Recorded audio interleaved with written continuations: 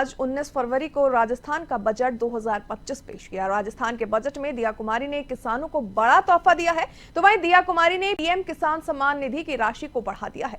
राजस्थान के बजट में पीएम किसान सम्मान निधि की राशि को आगामी साल से बढ़ाकर 9,000 रुपए करने का ऐलान किया गया। तो वहीं वित्त मंत्री दिया कुमारी ने 2 घंटे 19 मिनट के अपने इस बजट भाषण के कई बड़े ऐलान किए। राजस्थान के उप मुख्यमंत्री दिया कुमारी का कहना है कि उनका ये बजट महिलाओं, किसानों, हेल्थ सिस्टम और युवाओं पर बहुत ही फोकस करता है। एक और जहां सत्ता पक्ष इस बजट को ऐतिहासिक बता रहा है, तो वहीं दूसरी ओर विपक्ष ने बजट को लेकर सवाल खड़े किए। इसी को लेकर क्या कुछ प्रतिक्रियाएं सामने आई, सुनवाते हैं आपको।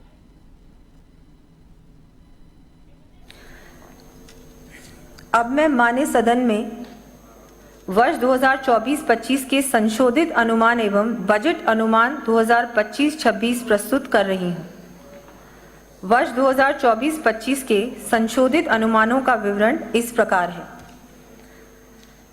राजस्व प्राप्तियां 2,62,618 करोड़ 28 लाख रुपए।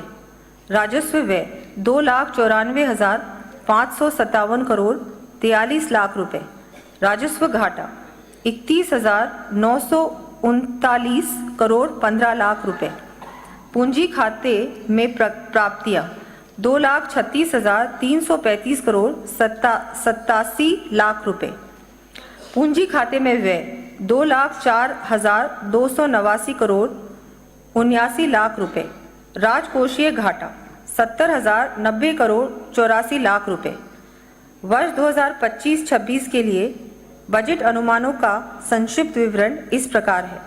राजस्व प्राप्तियां 2,94,536 करोड़ 49 लाख रुपए। राजस्व व्यय 3,25,545 करोड़ 90 लाख रुपए।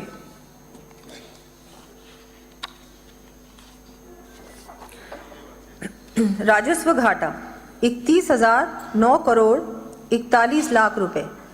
पूंजी खातों में प्राप्तियां 2,42,647 करोड़ 54 लाख रुपए। पूंजी खाते में व्यय 2,11,523 करोड़ 4 लाख रुपए। राजकोषीय घाटा 84,643 करोड़ 63 लाख रुपए। विवेकपूर्ण राजकोषीय प्रबंधन एवं राजकोषीय समेकन। हमारे द्वारा राज्य में व्यापक स्तर पर इकोनॉमिक डेवलपमेंट हेतु फिस्कल माइक्रो कंसोलिडेशन का विस्तृत रोड मैप प्रस्तुत किया गया है, जिसके लिए हमने फिस्कल पैरामीटर्स को अनुमत सीमा में रखते हुए समुचित संसाधनों की व्यवस्था की है।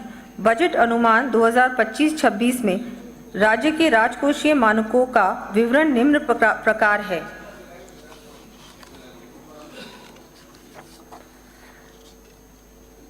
राज्य सकल घरेलू उत्पाद GSDP 19,89,835 करोड़ रुपए।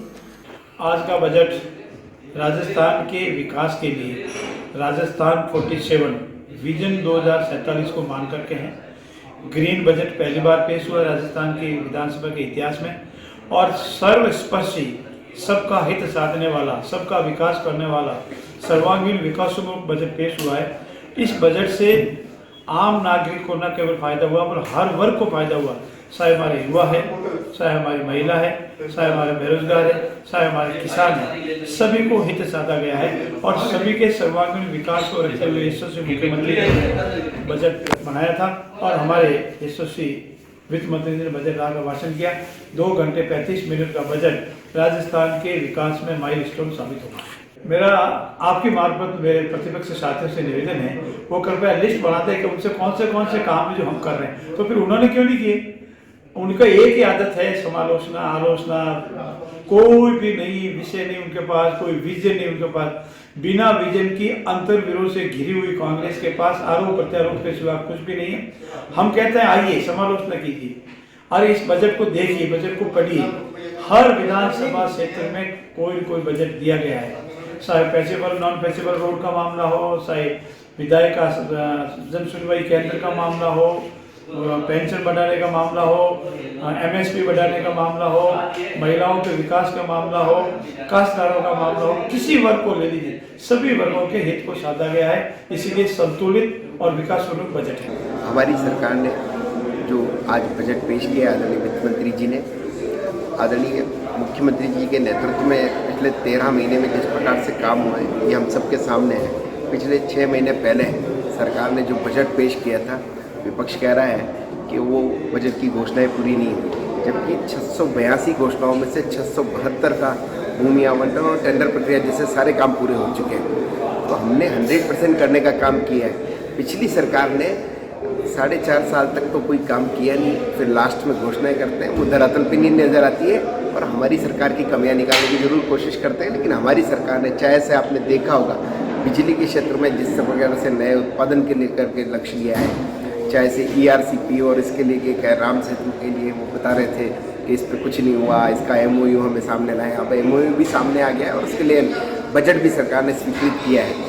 तो निश्चित रूप से हमारी सरकार धरातल पर काम करने वाली है। किसानों के लिए लगभग 25,000 करोड़ का नया अल्पकालीन ऋण देने का काम हमारी सरकार कर रही है। उसका कोई लेना देना इस सरकार के द्वारा नहीं है। इन्होंने पिछले बजट में 2173 करोड़ रुपए के 4 फ्लाईओवर जयपुर के अंदर, 3 एलिवेटेड, 3 ROB, 1 अंडरपास की घोषणा की थी, पर 160 करोड़ रुपए जारी किए हैं और 2 प्रोजेक्ट के टेंडर हुए हैं, बाकी सब पेंडिंग है। ये इनकी बजट घोषणाओं की स्थिति है। खाटू श्याम जी में भी इन्होंने 100 करोड़ की घोषणा की थी, वहां भी 1 पैसे का काम उसके बाद नहीं हुआ है, घोषणा यूं की यूं इनकी पेंडिंग है। इन्होंने PM मातृ वंदन योजना में जो राशि थी उसको 5,000 से बढ़ाकर 8,000 की बात की थी, लेकिन उसको भी इन लोगों के द्वारा 6500 ही किया गया है। इन्होंने प्रत्येक संभाग में Rajasthan institute of medical science खोलने की घोषणा की थी। वो घोषणा तो छोड़िए, RUHS में परमानेंट VC भी ये लोग नहीं लगा पाए हैं। ये इनकी स्थिति बनी हुई है। उसमें भी अभी देखेंगे कि VC कहाँ से आ रहा है। राजस्थान की बजाय VC बाहर से ही लाया जा रहा है। ये एडवांस में आपको मैं बताना चाहूंगा। महंगाई कम करने का कोई विजन मिलेगा, किसान को मजबूती की कोई बात मिलेगी, नौजवान को मजबूती की कोई बात मिलेगी, मातृशक्ति की सशक्तिकरण की कोई बात होगी, सामाजिक सुरक्षा की बात होगी, लेकिन बेहद निराशाजनक बजट पढ़ा गया माननीय वित्त मंत्री दिया कुमारी जी के द्वारा। इस बजट की जो खास विशेषता यह है कि इस बजट को बनाने के लिए जो सुझाव लिए गए वो माननीय मुख्यमंत्री जी के द्वारा लिए गए। बजट को अंतिम रूप दिया कुमारी जी के द्वारा दिया गया और बजट को दिया कुमारी जी की तरफ से पढ़ा गया और फिर बजट भाषण समापन के बाद में मुख्यमंत्री जी को लोगों के द्वारा धन्यवाद दिया गया। प्रेस कॉन्फ्रेंस मुख्यमंत्री जी के द्वारा की गई और इसको जो अमली जामा पहनाने का काम मुख्यमंत्री भजन लाल जी की टीम को करने के लिए कहा गया है, मैं समझता हूं कि ये भ्रमित करने वाला, आंकड़ों का मायाजाल और पूरी तरीके से शब्दों का हेराफेरी। मैंने वहां भी सदन में भी कहा था कि ये नई बोतल में पुराना शरबत परोसा गया है।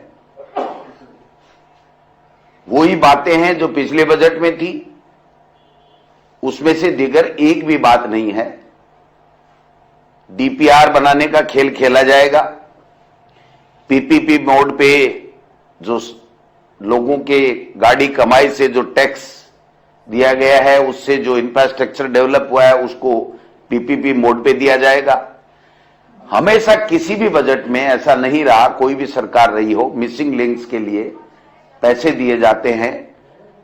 20, 30, 40, 50 किलोमीटर सड़कें हर विधानसभा क्षेत्र को मिले, लेकिन इस बजट में केवल मरम्मत के लिए जो नॉन पेचेबल या मरम्मत योग्य सड़कें हैं उनके लिए 10-10 करोड़ और दूरस्थ जिले हैं उसमें 15 करोड़ के लिए घोषणा की गई है।